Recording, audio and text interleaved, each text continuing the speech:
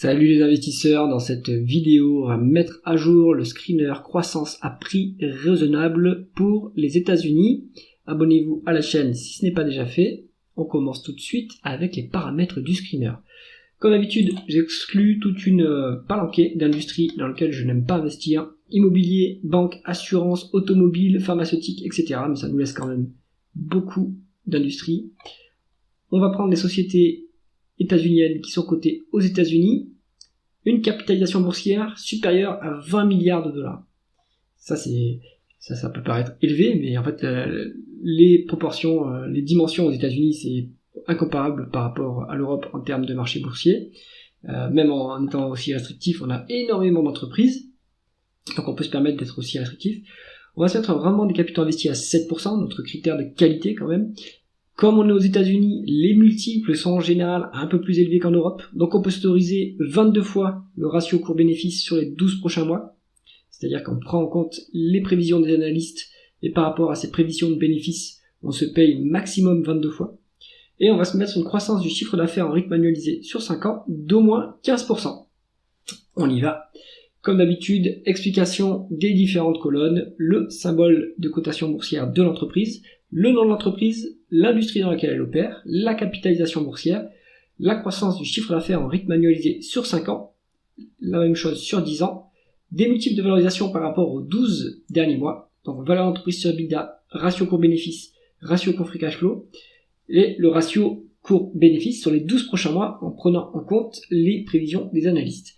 Le rendement des capitaux investis, pour mesurer la rentabilité opérationnelle des entreprises, l'endettement de l'entreprise en termes de dette nette sur EBITDA, le rendement du dividende, le rendement de l'actionnaire qui inclut rachat d'actions pour annulation et ou dilution d'ailleurs, free cash flow par rapport au bénéfice net pour pouvoir vérifier le payout ratio. Le payout ratio mesure la proportion de bénéfices versés en dividende, mais en réalité ce sont via les free cash flow qu'on verse le dividende. On commence tout de suite par la première société de cette liste et aux surprises, il s'agit de Alphabet, Google. Et oui, on est sur la croissance à prix raisonnable maintenant, vu que les marchés ont bien baissé.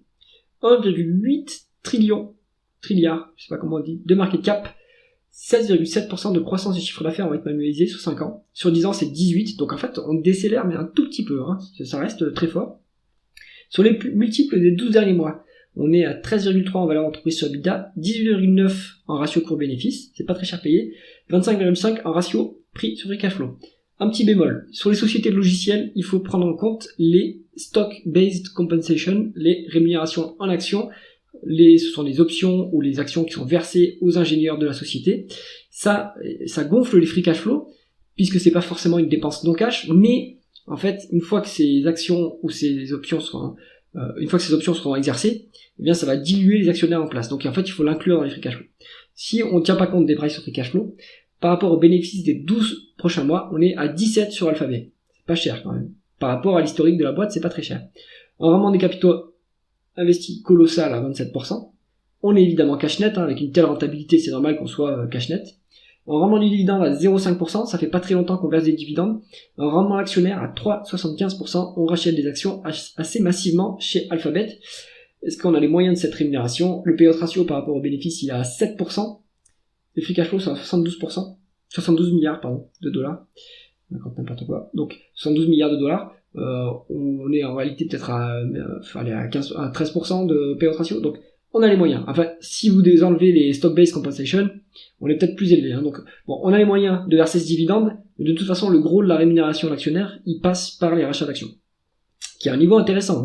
Le rendement total à 3,75%, c'est quand même pas mal, surtout pour les sociétés de cette qualité.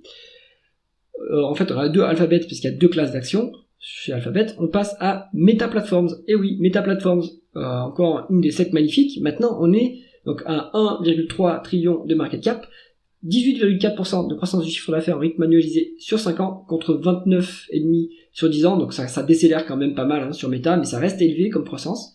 On a des multiples qui sont moyennement élevés, un peu plus élevés que ce qu'on aimerait.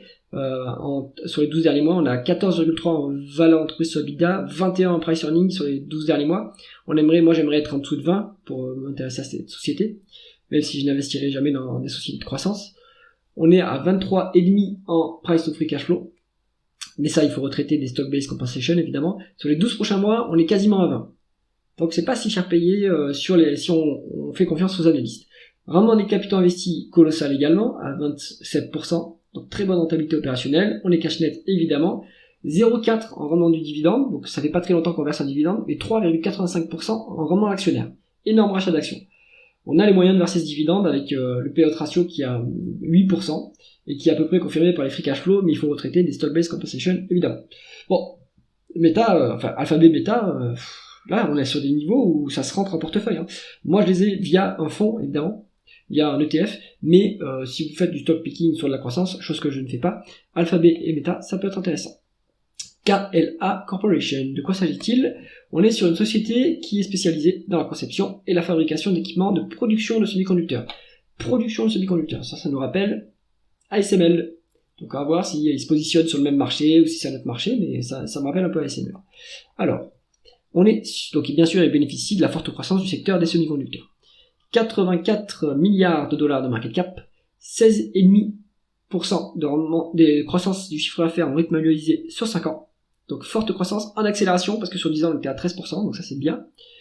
On est cher, sur les multiples 12 derniers mois, on est à 19 en valeur d'entreprise sur EBITDA, 26,7 en price earning, 25,1 en price free cash flow. Ça me semble un peu élevé. Si on prend en compte les estimations des analystes par rapport aux bénéfices des 12 prochains mois, on est à 20,2, ce qui est pas si élevé que ça, relativement. Un rendement des capitaux investis assez élevé quand même, 36,5, donc au-dessus de Alphabet et de Meta, donc ça c'est très rentable. 0,4 fois les l'EBITDA en dette nette, donc quasiment pas de dette, un petit dividende qui est payé à 1% de rendement, 1,1%, 3,4% de rendement actionnaire. Ça c'est intéressant à ce niveau. On a un payout ratio de 25,5% par rapport aux dividendes et free cash flow équivalent au bénéfice net, donc on est à ce niveau-là, mais la majorité des free cash flow vont dans les rachats d'actions. Donc, superbe dossier ça j'ai l'impression, on est un peu cher, mais ça reste raisonnable. Bon petit dossier, après ça va être cyclique, semi-conducteur, mais ça m'a l'air intéressant à les creuser, je connaissais pas. Ensuite, Oneok, Oil and Gas, Consumable Fuel. Alors, ils font du transport d'hydrocarbures. Voilà, ça nous rappelle Ruby.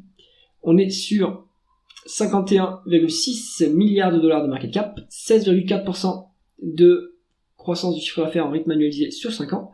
Sur 10 ans, c'était 6%. Donc, évidemment, on profite alors ça doit être, je pense qu'ils font du gaz naturel liquéfié, puisque il y a un boom depuis 2022, et avec la cessation du gaz russe, la cessation de la distribution de gaz russe en Europe, on s'est tourné vers les États-Unis, et je pense que c'est une société qui en bénéficie, donc à confirmer. C'est pour ça que la croissance est forte dernièrement.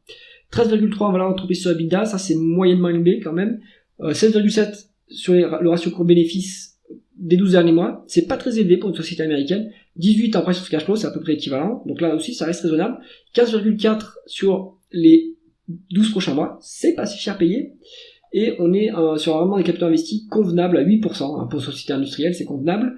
On est à 4%, 4 fois les l'EBITDA en dette nette, ça me semble un peu trop élevé, 3 fois c'est la limite.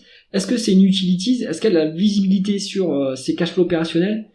Dans ce cas-là on pourra accepter de monter jusqu'à 5, mais si on est sur une société plutôt traditionnelle, on est à 4 fois, c'est vraiment un peu trop élevé quand même. 4,8% de rendement du dividende, équivalent au rendement de l'actionnaire, avec un payout ratio de 76%, avec des free cash flow plus bas que les bénéfices nets. Donc je pense que cette rémunération de l'actionnaire n'est pas soutenable, et en plus les free cash flow devraient être dirigés vers le remboursement de la dette. Donc plutôt à l'écart de ce dossier. Ensuite, Diamondback Energy, on est sur une société qui fait de l'exploration d'hydrocarbures. Donc c'est plutôt de l'amont pétrolier.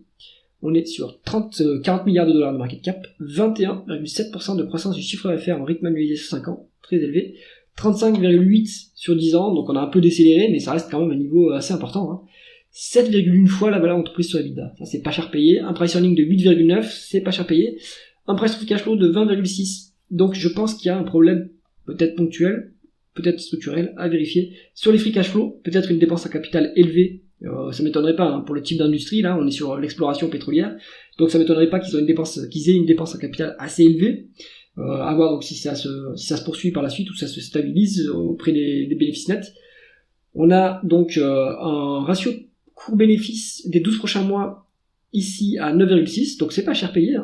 On n'est pas si loin en plus de la valeur des actifs, en termes de, donc on a 1,1 fois, donc légère surcote, mais pas très loin. Rendement des capitaux investis à 7,8% pour une société industrielle, ça me semble convenable. 1,2 fois l'EBITDA en dette nette, c'est un peu endetté mais pas trop. 4,7% de rendement du dividende, ça c'est intéressant. Il y a un peu de dilution, on est à 4% de rendement de l'actionnaire, mais